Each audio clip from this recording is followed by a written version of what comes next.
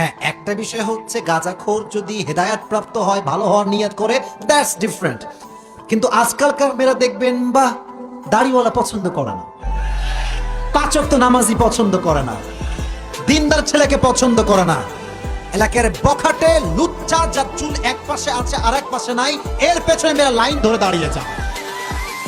আল্লাহ এদেরকে হেদায়েত দান করুক, না আমিন। যুব সমাজ ধ্বংসের 2 নম্বর কারণ হচ্ছে ইয়াবা, ড্রাগস। ইভেন শুধুমাত্র যুবকরা ইয়াবা খায় না, পাচারও করে।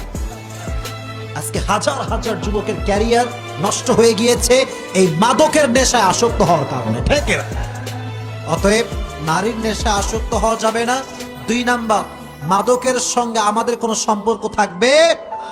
আমি আমার বাংলাদেশের মাননীয় প্রধানমন্ত্রী জননেত্রী শেখ হাসিনাকে ধন্যবাদ জানাই যে উনি মাদকের ক্ষেত্রে একদম 0 টলারেন্স, কোনো ছাড় নাই।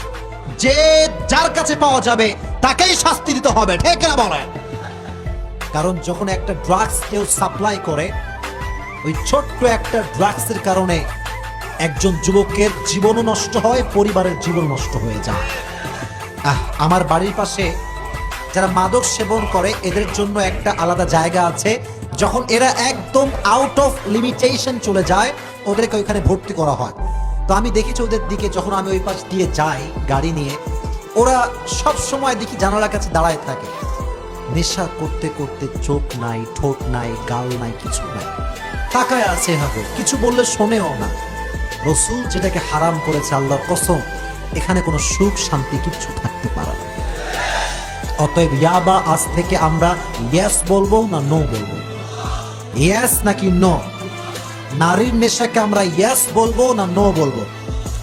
ভাইরে ভাই, তোমরা নারীর নেশা আসক্ত হওয়া সমস্যা নাই, বাট বিফোর ম্যারেজ নয়, আফটার ম্যারেজ তোমাকে এটা করতে হবে। বিয়ের আগে 3টারে কয় আই লাভ ইউ, আর বিয়ের পরে বউরে কয় আই হেট ইউ। এর মতো কপাল পরা যুবক আল্লাহর জমিনে আর কেউ হতে পারে না।